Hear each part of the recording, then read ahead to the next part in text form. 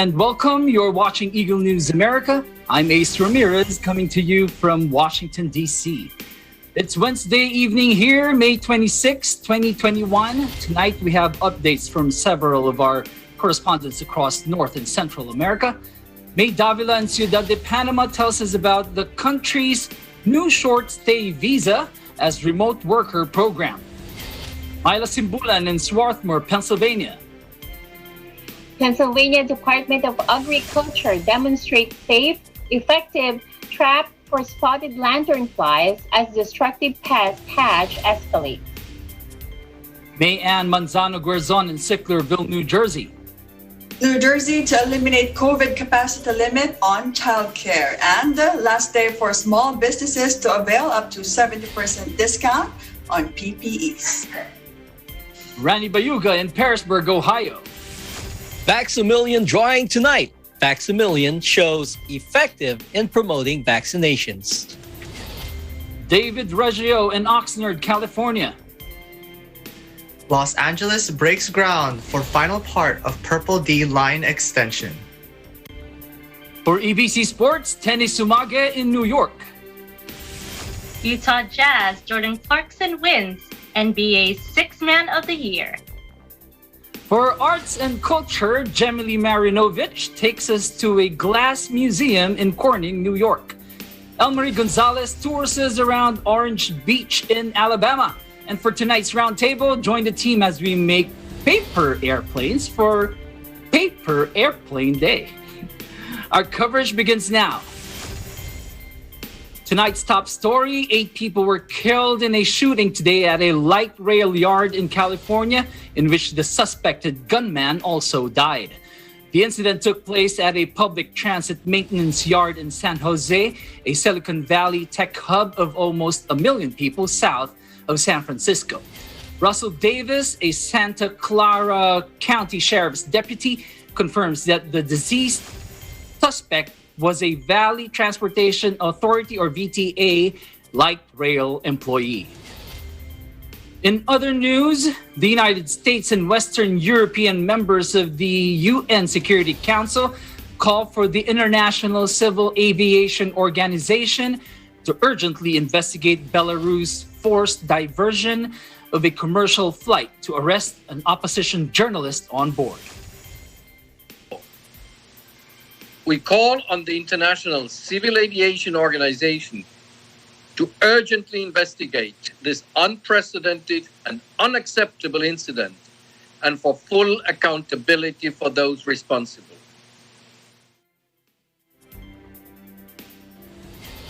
The Council states these acts are a blatant attack on international civilian aviation safety and on European security and show flagrant disregard for international law. For today's COVID-19 numbers, according to the Coronavirus Resource Center of Johns Hopkins University in Medicine, as of 6 p.m. Eastern Time, Wednesday, May 26, the number of cases of COVID-19 reported worldwide is now over 167,936,000. Top 3 on the list of countries: US with more than 33.1 million, India more than 27.1 million, and Brazil with more than 16.1 million. This virus has now claimed more than 3,488,000 lives worldwide. Top 3 countries with the most number of COVID-19 related deaths are US with over 591,000, Brazil with over 452,000, India has over 311,000. Total vaccine doses administered worldwide are now at 1,735,463,588. Now for COVID news. President Joe Biden orders U.S. intelligence agencies to report to him in the next 3 months on whether the COVID-19 virus first emerged in China from an animal source or from a laboratory accident. Today, the president asked the intelligence community to redouble their efforts to collect and analyze information that could bring us closer to a definitive conclusion and to a report back to him in 90 days. According to the president, agencies are currently split over the two possible sources for the virus that swept the planet over the past year, killing more than 3.4 million people. A figure experts say is undoubtedly an underestimate. President Biden's order signals an escalation in mounting controversy over how the virus first emerged, through animal contact at a market in Wuhan, China, or through release of the coronavirus from a highly secure research laboratory in the same city. The answer has immense implications both for China, which says it is not responsible for the pandemic, and for US politics, where the lab theory has been used by Republicans to attack Beijing. Biden says that in March, he asked for a report on the origins of the virus, including whether it emerged from human contact with an infected animal or from a laboratory accident. He says, as of today, the U.S. intelligence community has coalesced around two likely scenarios, but has not reached a definitive conclusion on this question. Meanwhile, while Russians shun the vaccine, President Vladimir Putin is urging people to get vaccinated without making it mandatory. Специалисты на основе полученной практики, еще раз хочу сказать, многомиллионного уже ее применения, этой вакцины, видят, что она не вредит здоровью, не приводит к каким-то серьезным осложнениям, но реально или уже плотно защищает надежно от угрозы заражения, или предупреждает тяжелое течение болезни. Специалисты, ученые имеют надежные, обоснованные сведения на этот счет. Я еще раз хочу обозначить здесь свою позицию. На мой взгляд, вводить обязательную вакцинацию нецелесообразно и нельзя.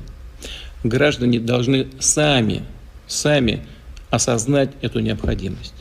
Понять, что если они не сделают прививку, то могут столкнуться с очень серьезной и даже смертельной опасностью. Особенно это касается людей старших возрастов.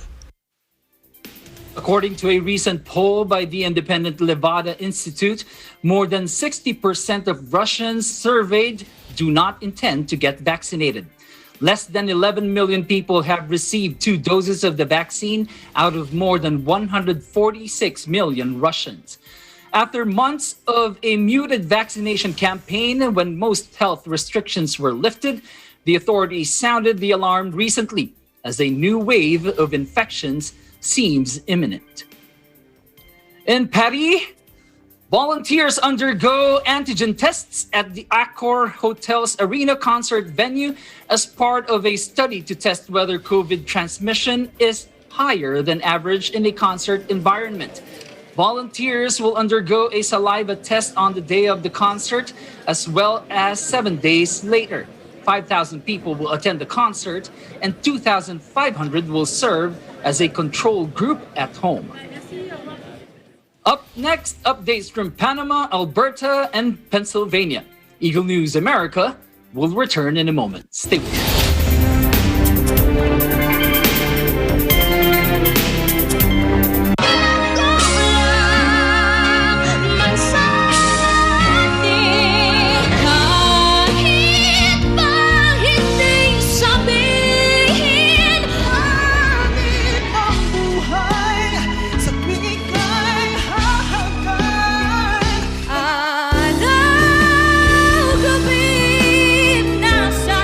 Humanda na kayo dahil this is gonna be an exciting battle para sa ating monthly finalist. This is Tagisan ng Galing Part 2 Singing Edition.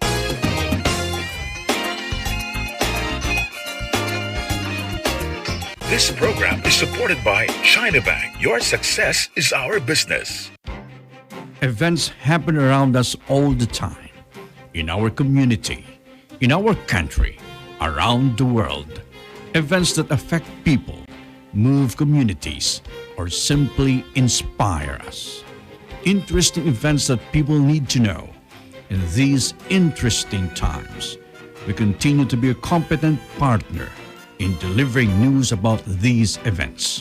Fast, accurate, balanced.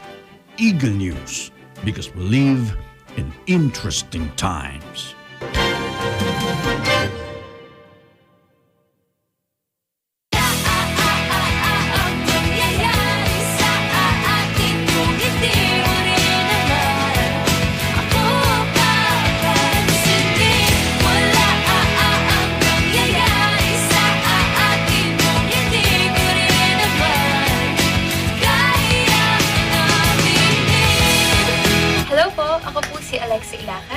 Abangan niyo po ako sa Letters and Music, on air and online ngayong Sabado, 1 to 2 p.m. sa Net25 lamang. See ya!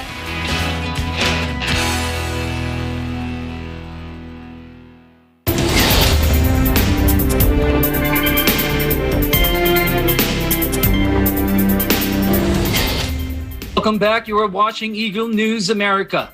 In Panama, in an effort to further boost the economy, the country offers eligible tourists the opportunity to apply for a short-stay visa for remote or online workers.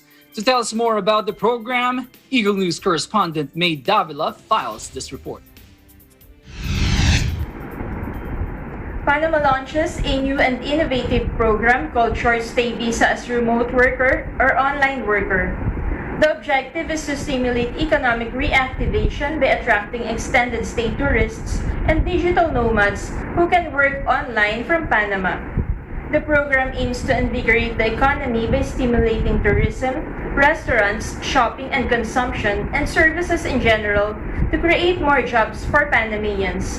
As a result of the COVID-19 pandemic, new forms of work have been promoted worldwide, including remote work practiced by many companies and their collaborators who have had to adapt to working from home or from any place in the world.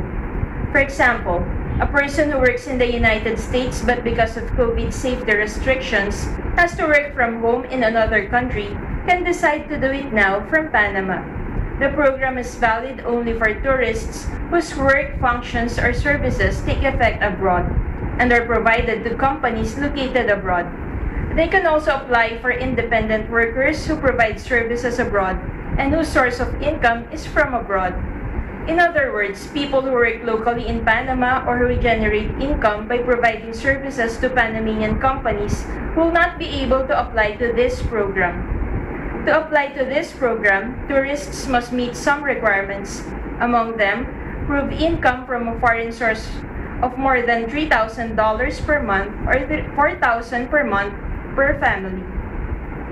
Have health insurance, fill out the application form, submit a letter from the foreign company where you work or a contract with the company to which you provide professional services abroad, an affidavit of non-acceptance of a job offer in Panamanian territory, among others.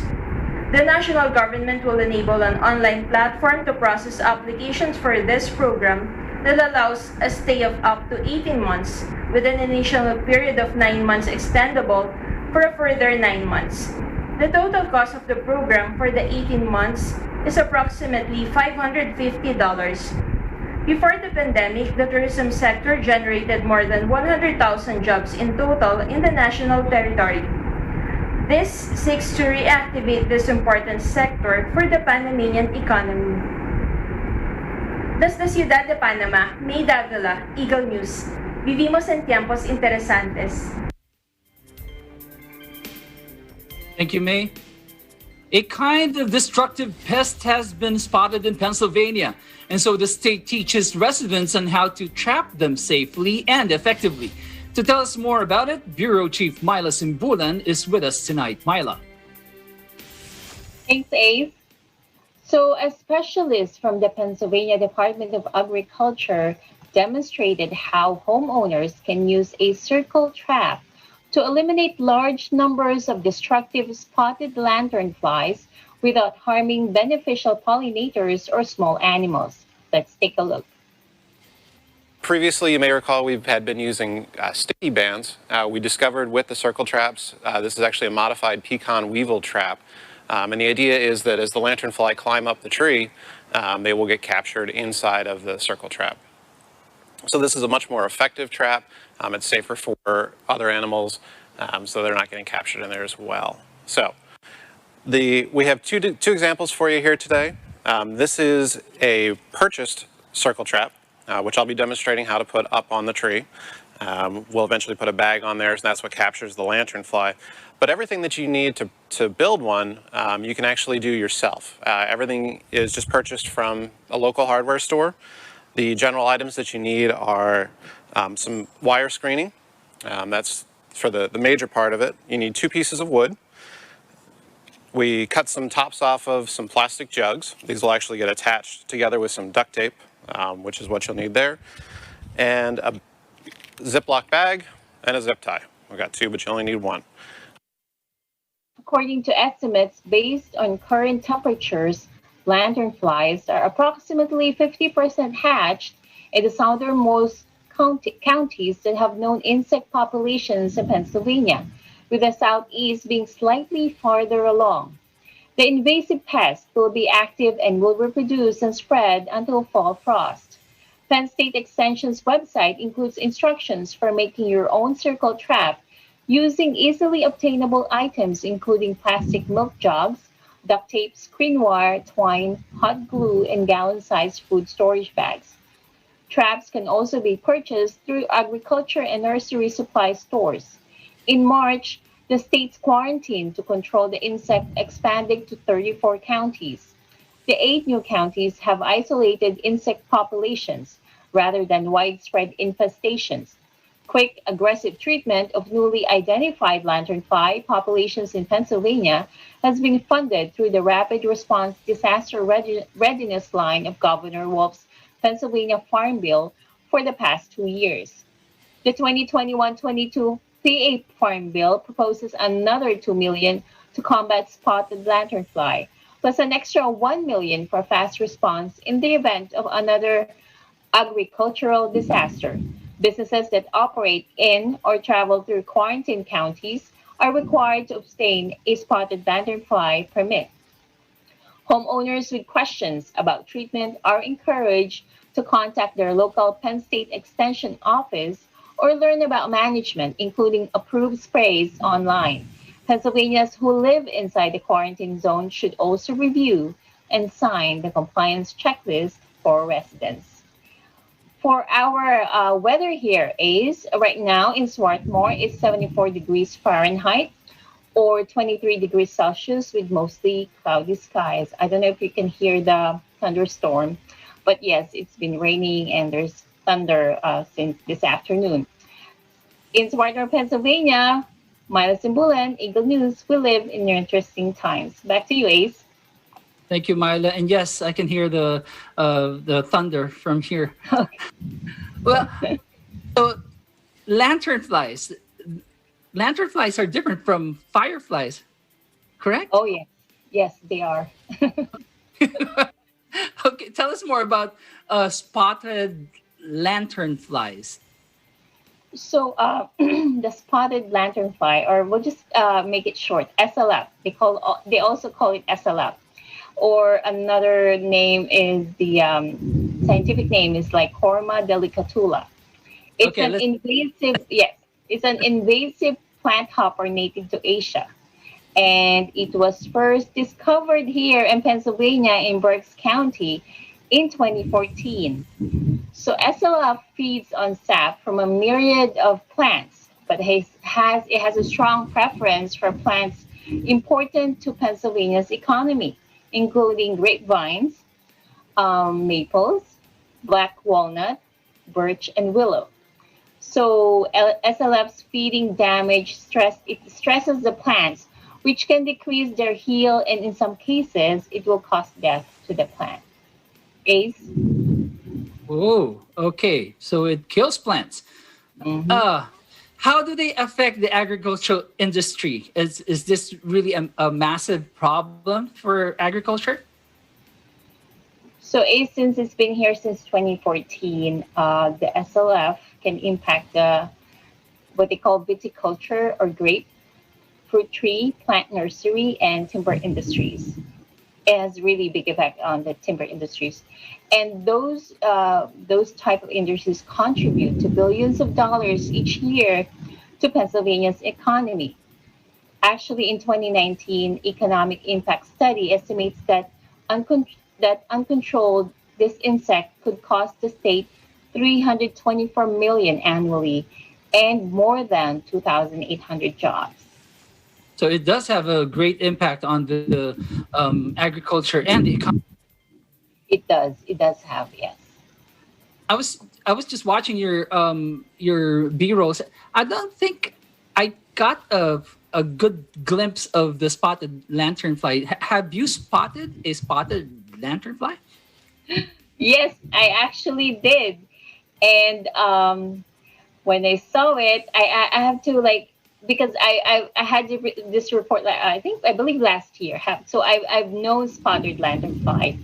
And when I saw it, I don't know what to do. But then I remember you're supposed to crush it. So I see that squash it, stop, scrape, and squash. So I step on it. I step on the lanternfly. I was scared though. I mean, it's not as big as me, but then I got scared, and then I just need to do something about it and step on it. Yes. But does it bite? Is it like a mosquito when it bites you? You get a small bump right there. Oh, I don't know. I haven't been bitten by a spotted lanternfly, but I hope it won't bite. Yes, and if it does, I don't want to be bitten by it. I mean, because it's bigger than a mosquito, so it's probably really hurt when you got bitten. Okay, very interesting. Thank you so much, Myla Simbulan, Swarthmore, Pennsylvania. Thank you. In New Jersey, another pandemic restriction has been eased. Plus, last call for small businesses to avail of discounted PPEs. In Sicklerville, EBC's May Ann Manzano-Guerzon joins us tonight. May Ann? Thank you, Ace. After several announcements of easing restrictions and dropping of COVID-19 requirements on Monday, New Jersey is eliminating group limits in childcare classes that was imposed last year to battle the spread of COVID-19 pandemic. Groups are currently capped at 15, and Governor Murphy in his COVID briefing today announced that it can now return to their normal regulated limits. He also gave a reminder from New Jersey Economic Development Authority to all business owners that Friday, May 28th is the last day to apply of up to 70% discount on PPEs. Take a look. Through the Departments of Health under Judy's leadership and Children and Families under Christine Norbert Byer's leadership, the group limits in child care classes, which are currently capped at 15, will be returned to their normal regulated limits effective immediately. We know how critical access to child care is for many working families, especially for working moms, and restoring these limits to their pre-pandemic standard is an important piece of getting our economy back working for more parents as well as for peace of mind. And before we get to the numbers, switching gears, a reminder from the New Jersey Economic Development Authority that Friday is the last day for small businesses to apply for discounts of up to 70% on any PPE they need for their businesses. Even with the broad lifting of our indoor mask mandate occurring on Friday, as we noted, there are businesses where the requirement that workers continue to mask up will continue, such as in childcare, medical offices, and warehouse and manufacturing. So this is this is a last opportunity for those employers to stock up on masks or other PPE for their employees. New Jersey's latest COVID-19 numbers, the Department of Health has reported another 352 new positive cases today, bringing our statewide total to 886,585. Sadly, we are also reporting 25 new confirmed deaths, pushing the total to 23,489 fatalities. But on the brighter side, the latest total of fully vaccinated individuals here in New Jersey is now 4,134,624. To know the latest on New Jersey's vaccination progress, visit covid19.nj.gov/vaccine. And for a quick weather update, it is partly cloudy here in New Jersey with also thunderstorm, just like in Pennsylvania in Milas, and it's 72 degrees Fahrenheit or 22 degrees Celsius. In Sicklerville, New Jersey, May and Manzano-Guerzon, Eagle News, We live in interesting times. Back to you, Ace. Thank you, May Ann. Quick question. Okay, so this big reopening announcements on Monday, was the lifting of childcare capacity limit expected as well? Well, yes, I would say it was very expected, Ace, because like what you said, there were a lot of big announcements last Monday, a lot of reopenings and, lifting of COVID restrictions and rules. So it triggered the announcement today because, of course, many parents will go back to work and many children will need childcare. So that's why we are, I believe the state officials are lifting the limit in childcare. Ace? That's right. Is there a requirement for employers to bring employees back to in-person working? Well, no, Ace, it is not required. In fact, Governor Murphy said employers have the options, but must still be flexible with employees, particularly those who are juggling tasks and those with kids and would need childcare, according to Governor Murphy. So it is not required for businesses or employers to impose to their employees to go back to work, like in-person work. And he actually encouraged them to give flexibility to others who may need it. Ace? Well, that's good. Probably doing it gradually, right? And you also mentioned the number of fully vaccinated individuals in New Jersey. How close or how far is it to the state goal? Ace, the state has set a goal of having 70% of New Jerseyans, 6.9 million adults vaccinated by the end of June, which is next month. And about 57% have been fully vaccinated so far. So it's a little more than 10% to go with a little more than a month left, which I think is very possible. Ace? All right. Thank you so much, May Ann Manzano-Gorzon in Sicklerville, New Jersey. Thank you, Ace. When we come back, live reports from Ohio and California. Eagle News America will be right back.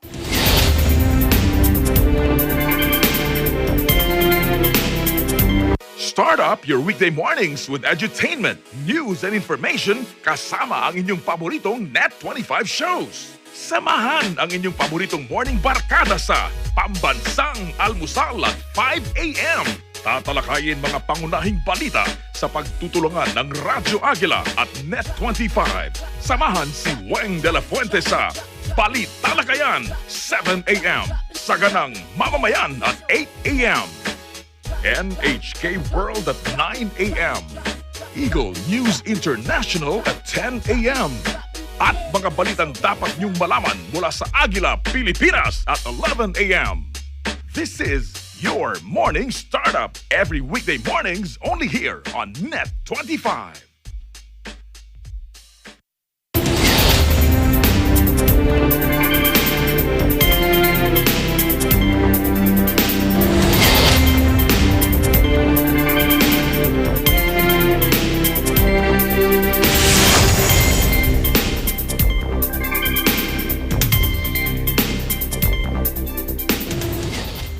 Welcome back. You're watching Eagle News America. I'm Ace Ramirez in Washington, D.C. The number of COVID-19 vaccinations in Ohio shows a significant increase after the Vax-a-Million campaign has been launched. This story and more from Eagle News correspondent Rani Bayuga. Thank you, Ace. Many counties in Ohio show increased vaccinations. Counties like Athens and Harrison counties show 144% and 143% increases in vaccinations since the Vax-a-Million program launched. Among the 16 to 17-year-old age group, 94% increase. And 18 to 19 have seen 46% increase, and 20 to 49-year-olds have seen 55% increases. The first of the 5 drawings will be done tonight. One $1 million winner will be announced, and one full ride in a university or college will be given to those below the age of from the age of 12 to 17 years old. The statewide average for cases for 100,000 population is down to 89.8%. The vaccination status is now at 44.74% of Ohio's population has been vaccinated. The total number of confirmed cases of COVID-19 is now at 1,099,580. In the last 3 weeks, the average has been of additional confirmed cases is now at 993. The total number of deaths is at 19,753. And the last 24 hours, 0 were added. Governor Mike DeWine asked managed care companies to assist in promoting vaccinations among Medicaid recipients. Vaccinated Medicaid recipients are only at 22% compared to 45% among Ohioans overall. Even asking them to help provide opportunities to be vaccinated outside of business hours and including incentives such as gift cards just to entice them to come and get vaccinated. Governor Mike DeWine also announces quarantine and isolation procedures for students.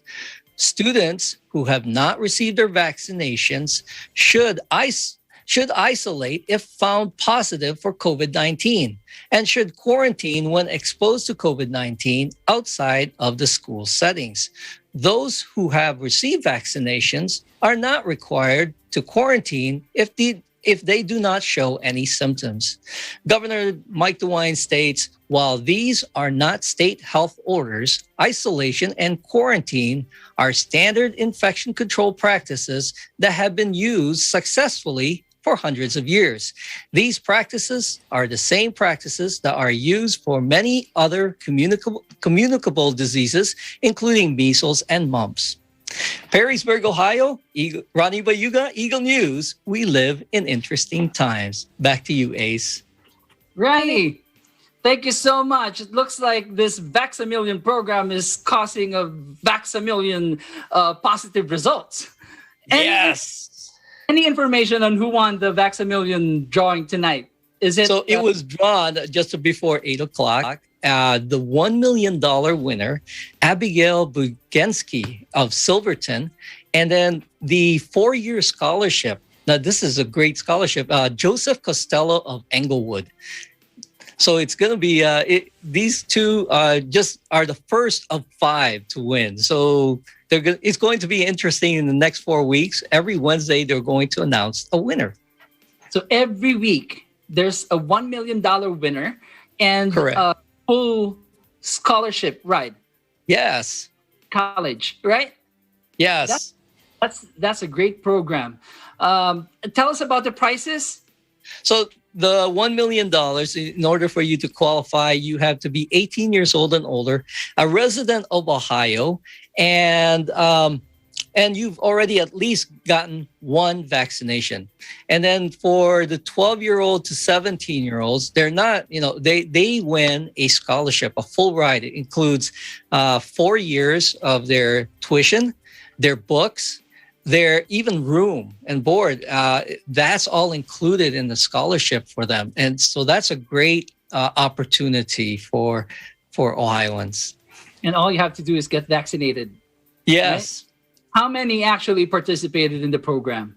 In the current draw, there were 2.7 million adults participated, and about 104,000 children, 12 to 17 years old, participated for the scholarship. So it was a good showing for the first round. But I bet more people will be joining in the next few weeks. That's great. But okay, one last question. Let's say I was included in the drawing this week. Can I still join next week or the Yes, okay. You will be included. If you have not won this week, also your name continues to be in the next 4 drawings. So if you have not, if you get vaccinated before the next Wednesday, then you will be included also. That's great. Thank you so much, Rani Bayuga, Perrysburg, Ohio. Thank you. In California, Los Angeles Public Transit gets another makeover. Let's find out from Eagle News correspondent David Reggio what this brings to Angelenos. David. Thank you, Ace. The Los Angeles County Metropolitan Transportation Authority, or LA Metro, holds groundbreaking for the third and final part of the Purple D Line extension project. This last section is 2.5 miles in length and will extend the subway route from downtown Los Angeles through Wilshire to the west side, connecting Century City to the Veterans Affairs Medical Center. Los Angeles Mayor Eric Garcetti states, "The Purple Line expansion is the key that will unlock our transportation future and burst open doors of opportunity on the west side. And today's groundbreaking moves us one step closer to completely redefining our city's relationship with public transit. We promised Angelinos a world-class transit system when we passed Measure M, and this milestone is a clear indication of our commitment to make Los Angeles a more accessible, sustainable, and inclusive city." The Metro Purple D Line Extension Transit Project is being completed in 3 sections and extends the Purple Line for 8.9 miles with 7 stations. The first 2 sections are currently under construction. The first section connects Western to La Cienega through Wilshire. It is about 70% complete and expected to be done in 2023. The second section then extends the subway from La Cienega, Wilshire, to Century City and Beverly Hills. It is 45% complete and expected to be done in 2025. And now the third and final section begins construction this week with the ceremonial groundbreaking by LA Metro with federal and local officials, including UCLA and the U.S. Department of Veteran Affairs. Sheila Kuehl, the Los Angeles County District 3 Board Supervisor and Metro Board member, says, "This subway extension has been eagerly anticipated by my West Side constituents for decades, and it is finally becoming reality. When we are able to skip the tremendous traffic between downtown LA and the West Side and take the subway instead, it will be a game changer for everyone in our region." In Oxnard, California, David Reggio, Eagle News. We live in interesting times. Back to you, Ace. Thank you so much, David. You mentioned something about traffic. So how's the traffic right now during this construction? I believe you said phase 1 and 2 are ongoing right now. So how's the traffic? Right now, since it's under construction, as you can tell, LA rush hour. I don't know if you've ever been in LA rush hour, Ace, but it is pretty heavy. Okay. So although Los Angeles does not have a massive subway station like other major U.S. cities, it does have 2 subway lines, the Red B line and this Purple D line for rapid transit. Yes. Okay. And with the opening of the west gates at LAX, this third section of the Purple Line subway extension, what are some reactions of Angelinos? Well, Ace, as you can imagine, residents here are really excited, as Los Angeles is well known for its heavy traffic and congestion. So they can't wait to see for themselves the future of transportation. Before the onset of the pandemic, actually, more than 300,000 workers were traveling to and from the West Side every day, making this particular area the largest job center. So once everything is done, this Purple Line extension is expected to transport approximately 49,300 boardings every day during the work week from Monday to Friday at these 7 new stations. This translates to about 78,000 new trips every day on the Metro rail system as a direct outcome of opening this extension line. Ace? That's great. Those are great numbers. Nobody will probably be driving in LA anymore. Yes, definitely. So what is the estimated cost and budget for this third and final section of the Purple D Line extension? Well, according to LA Metro, the budget for this particular third section alone is in total $3.6 billion. From that amount, $1.3 billion of this is a federal grant from the U.S. Department of Transportation as part of the Federal Transit Administration's Capital Investment Grant Program. And the rest, over $2 billion, will actually be funded from the half-cent sales tax increases of Measures R and M, which were the local measures that were voted on and approved by Angelinos in 2008 and 2016. Ace? It's not a cheap project, definitely. No. Okay, paint a picture. How frequently will these metro trains run on the Purple Line extension, and how long will the travel time be from downtown LA to the west side? Well, Ace, once the third section of the Purple D Line extension is fully completed in 2027, the metro trains will be scheduled to run every 4 minutes at peak periods and every 10 minutes at non-peak periods. And the estimated travel time, I could say from downtown Los Angeles to the west side on this subway will be approximately 25 minutes. This is considerably fast compared to sitting in your car in heavy traffic during the ongoing rush hour in order to go to work or to arrive home. Ace? Which would probably take, what, an hour and a half? Couple hours? Definitely. A fourth of the time you could take if you were to take the Purple D Line extension. Yes. That's great. That's a plus. And you said 2027 for completion, right? 6 more years. 6 more years, Ace. Still waiting. Okay. Thank you so much, David Reggio, Oxnard, California. Thank you for having me, Ace. EBC Sports, Arts and Culture, Travel, and tonight's Roundtable when Eagle News America returns.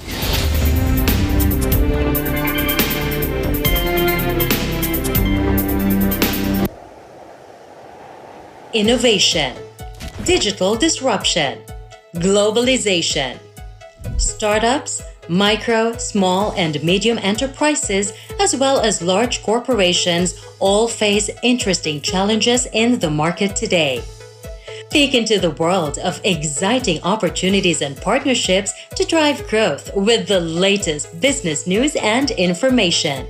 We are open for business. Your weekly dose of entrepreneurial inspiration to update you on the latest developments in the world of business. Get up close and personal with CEOs and thought leaders to help you discover valuable insights, sharpen your instincts for smart decision making with the latest markets and economic trends, disruptive ideas, global innovation, social entrepreneurship, and other leading-edge business ideas. Join the conversations to create a more vibrant environment for entrepreneurship. Catch Open for Business, from vision to action.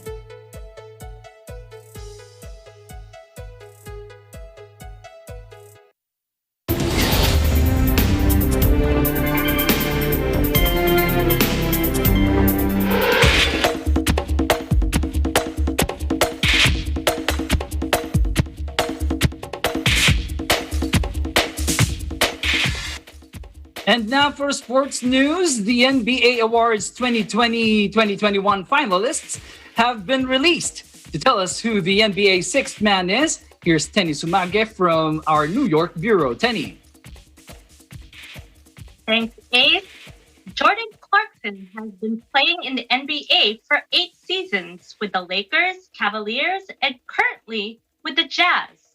The Filipino-American guard had a career best season, averaging 18 points per game and nailing 203 three-point shots, the most of any player coming off the bench in NBA history, winning this year's NBA Sixth Man of the Year award Monday night.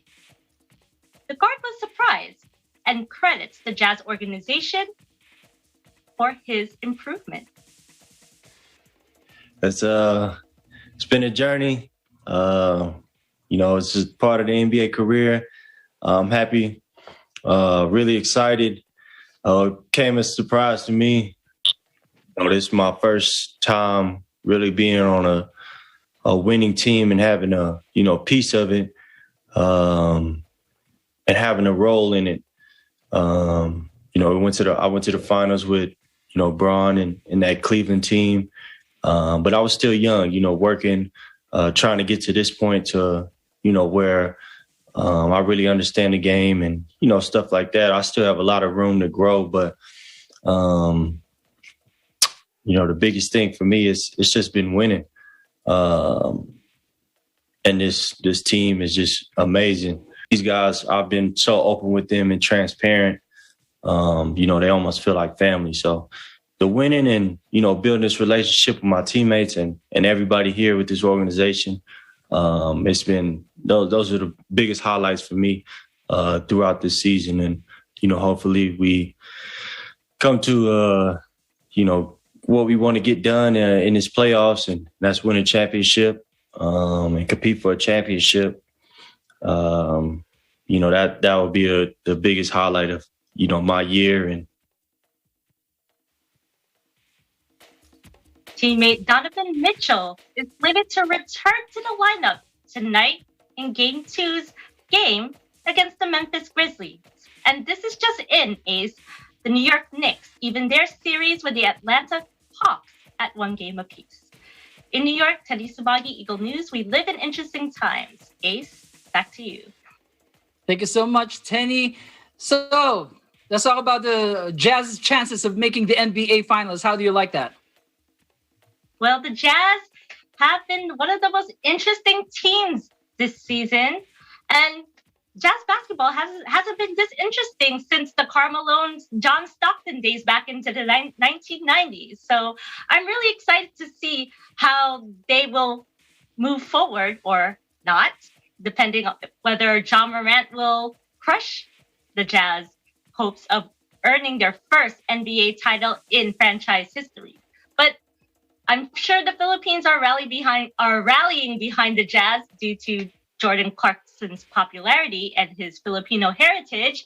And it's very exciting to see how everything will come about, because they are in the Western Conference. Let's not forget there's LeBron, Dame, Jokic, and so many talented teams with great players who are eyeing for that Larry O'Brien Trophy Award. So the Jazz's chances, I'll say 50-50. I still favor the Lakers, despite the injuries that they face with LeBron and AD, but you never know. And I still think my Brooklyn Nets will win this year's NBA title. I'm not going to take that away from you, but I didn't know that Clarkson was half Filipino, or is he half Filipino?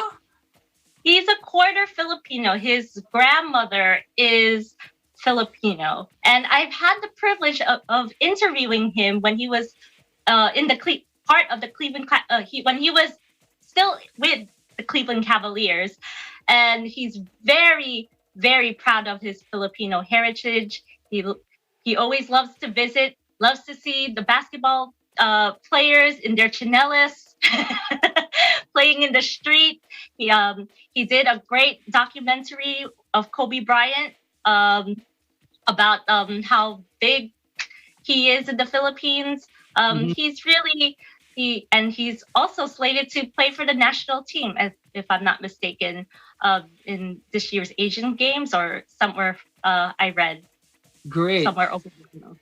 I'm pretty sure the Jazz organization is excited about entering the series right now, especially because they've been, like what you said, they've been out of the finals or playoffs scenario for a little while. What's your prediction on this series between the Jazz and the Grizzlies? Well, as a journalist, you always want a great story. And of course, upsets are the greatest stories, especially when it comes from a team that nobody really talks about. And Ja Morant is an upcoming superstar in the making. But my prediction is I'm going to say Jazz in 7, just because they worked hard. They have a great bench besides Clarkson, Joe Engels, who is also a nominee for the Sixth Man of the Year award. And you can't count out Donovan Mitchell. He'll be back, and hopefully he's not rusty from his ankle injury. So Jazz in 7, first round series against the Grizzlies.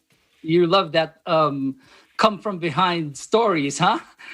Well, good luck, Jazz, and good luck to the Grizzlies as well. They always say the ball is round. In the game of basketball, the ball is round. Thank you so much, Tenny Sumage, New York. Thank you, Ace.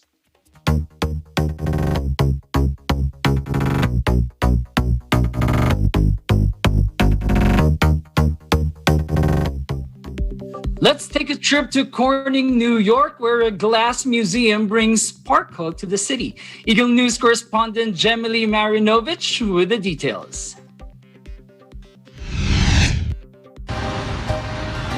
Located in Corning, New York, Corning Museum of Glass is one of the most unique museums here in the Finger Lakes region of upstate New York.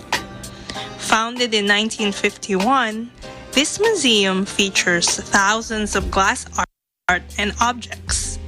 They also have live glass making demonstrations for visitors to enjoy. Best of all, kids and teens under 17 are free admission.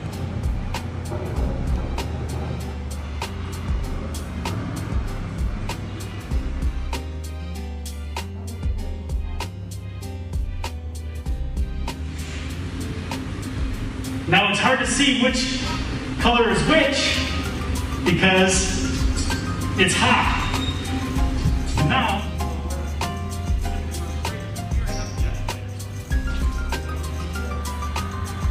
Corning, New York, Gemily Marinovic, Eagle News, we live in interesting times. Thank you, Gemily. Feeling the summer heat and longing for that much-awaited getaway? How about a visit to Orange Beach in Alabama? Eagle News correspondent Elmarie Gonzalez takes us to this year-round attraction. Let's take a look. Thank you and hello from Orange Beach, Alabama.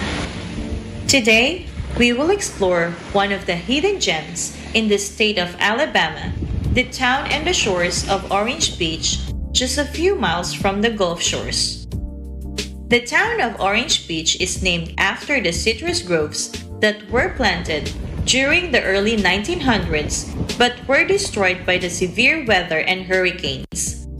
Located in southern Alabama, along the Gulf of Mexico, the town of Orange Beach welcomes tourists from all over the nation. This year-round attraction offers several miles of pristine white quartz sands, turquoise water, and breathtaking sunset. Orange Beach is a great place to bring the family during the summer and during the winter. Considered a beloved beach by both residents and tourists, the windswept beauty of Orange Beach offers a variety of activities for everyone to enjoy. The town hosts a variety of eateries, unique souvenir shops, resort hotels, and camping grounds. From building sand castles, swimming and sunbathing, to sunset strolls and recreational water sports like jet skiing, boating, fishing, and paddle boarding. Orange Beach is a great place to stay when you and your family just need to get away. While visiting Orange Beach, town officials remind guests to pick up after their litter and leave only footprints. From Orange Beach, Alabama, this is Elmarie Gonzalez, Eagle News. We live in interesting times.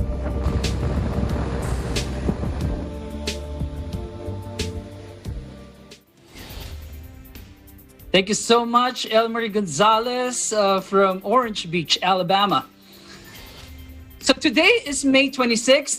It's called National Paper Airplane Day.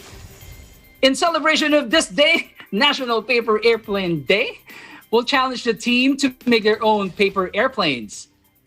Live. Well, we're going to give you 60 seconds. Okay, are you ready with your paper? Grab a piece of paper, preferably I have my green paper. Colored or not. So we're gonna give you 60 seconds, or maybe less. It's a race.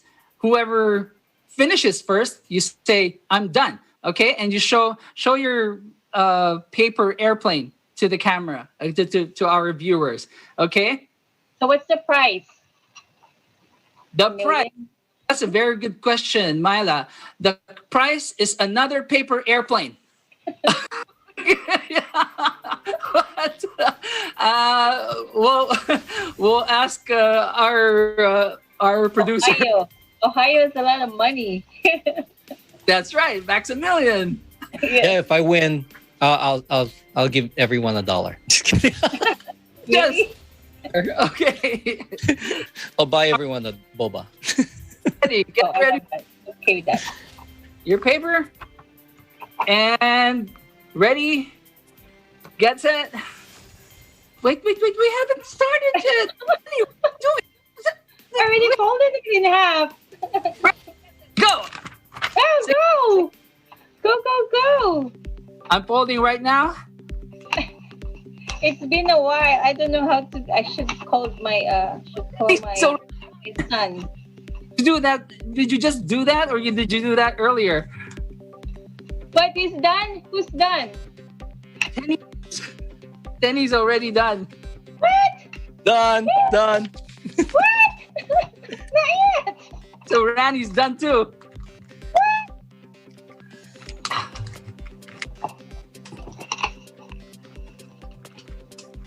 Are you sure you made an airplane or just paper airplanes? This has been passed on from generations to generations. Like I guess it was my teacher in preparatory school who taught me. How about you, Rani? Who taught you how to make a paper airplane? I actually learned this in second grade. This is a glider. I had one fly over a house and over a football field. So this is my favorite paper plane. It looks pretty complicated too. It looks like a bat plane. Yeah. How about you, Dave? Who taught you how to do a paper airplane? I'm actually done. Actually, in elementary, or no, actually in third grade, we had a paper airplane competition to see who can make a paper airplane to throw the farthest distance possible. I didn't win that, but I managed to learn how to make a paper airplane for myself at home. For my sister. And Myla, who taught you? I'm old, so I could not remember who taught me how to make a plane. So I think I was also in elementary grade when I learned how to make airplanes, and it's like making origami, and I love origami. So right. Yes, it's something I miss doing. Actually, it's been a while, so thank you for making me make one again. And Tenny, since you're the winner, you were the first one to make the airplane. Can you show us how to fly your airplane? Ooh. There you go. Thank you so much, team, for sharing your how to make your paper airplane. And before we end our show, we remember to thank our frontline workers, first responders, and essential workers with a round of applause. That is today's Eagle News America. I'm Ace Ramirez. Thank you for joining us. We live in interesting times.